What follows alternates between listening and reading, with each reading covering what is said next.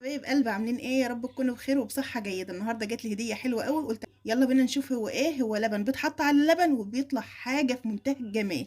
يلا بينا نخش الفيديو، ولو عجبكم الفيديو حطوا له لايك. يلا بينا. بسم الله. اول حاجه نحط 3 4 معالق من السكر. يكون السكر بتاعك ابيض. ما شاء الله اللبن بتاعنا سمين تمام كده. هنقلب بيبقوا يحطوا شويه ملح، ما بيحبوش ايه، ما بيحبوهاش مسكره. هي ايه، هي ام لقاء وانت مشوقانا كده وعايزين نعرف هي ايه. طولوا بالكم بقى، ما تستعجلوش، هي مفاجاه.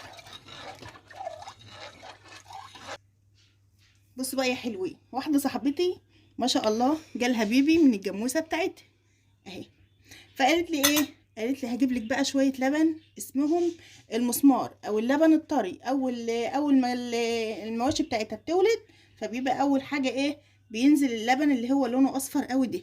شايفين لونه عامل ازاي؟ يعني شايفين هو بينه وبين اللبن الطبيعي ده حاجه وده حاجه. تمام. بنعمل ايه، بنحطه بس كده. بسم الله. دول 2 كيلو لبن على الازازه دي، ونقلبهم بس مع بعض، ونفضهم في الطواجن بتاعتنا وندخلهم الفرن. بس كده بس كده. شفت سهله ازاي؟ في اسهل من كده؟ نسمي الله ونفضها كده في الطواجن. ودي يا جماعه عندنا في بلادنا بيسموها الخنشوره. تمام. معرفش بقى في بلاد عربيه بيسموها حاجه تانية او ايه، اللي يعرفها بقى يكتب لي في الكومنتات. نفضي كده بالراحه. بسم الله.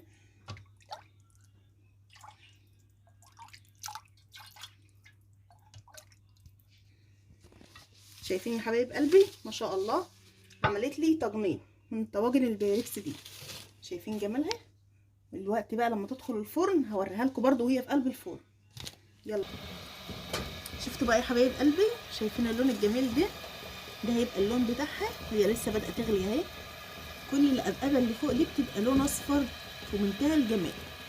يلا هتخلص بقى وهوريها لكم واقطعها قدامكم. بصوا بقى يا حبايب قلبي، شايفين دي؟ التليفون اللي جرابها هيسيح وانتي هتموتي وتدخلي لهم التليفون. بصوا شايفين بقى اول ما بتبدا تستوى وتمسك في بعضها، فبتيجي عليها الميه بالشكل ده كده، اللي هي الميه منها هي مش يعني ما بزودتهاش ميه، لا هي اللي بتزرد ميه فوق. شايفين بس هو بقى سبحان الله الميه بتطلع فوق مش يعني المفروض العكس، بس هي لسه كمان دلوقتي هزودها على النار عليها سنه. بس اول ما بتبدا تغلي بروح ايه مهديه عليها النار شويه. شفتي يا حبايب قلبي؟ خلاص هي خلصت ما شاء الله عليها. شايفين الوقت سبتها كده تهدى وطفيت عليها الفرن خالص. هديت عليها الاول من فوق، لما خدت الغليان بتاعها مظبوط سبتها وطفيت عليها برده من تحت اهو. كده هسيبها بقى دقيقتين في الفرن كده. الفرن طفى عليها خالص، تاخد كده وتدي كده وتنشف، وبعد كده هنوديها على الرخامه ونقطعها مع بعض. تعالوا كده يا حبايب قلبي نشوف. بسم الله الرحمن الرحيم. تعالوا كده يا حبايب قلبي نسمي بالله. ما شاء الله طلعت اهيت وبردت شويه، يعني ما بردتش قوي، لكن هي لما بتبات بتجمد عن كده. طبعا الناس الفلاحين هم اللي عارفين الحاجات ديت وعارفين طعمها عامل ازاي، بالنسبه ان هم عندهم مواشي. شايفين جمالها؟ الله اكبر. لو انتوا معايا عشان تدوقوا. تعالوا كده نسمي بالله وناخد خرطه. الله الله الله الله. شايفين الجمال؟ ولسه ما بردتش، يعني شايفين عامله ازاي؟ تخيلوا دي بقى لما تبرد وتخيلوا طعمها. اتفضلوا معايا. حابه تدوق حاجه يا لقاء؟ جامده طبعا.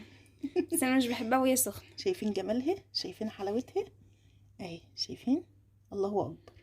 ريحتها طالعه فظيعه فظيعه. هي والميه بتاعتها بقى ديت لو ما جابتش ميه ما اعرفش اكلها الصراحه، ما اعرفش ليه.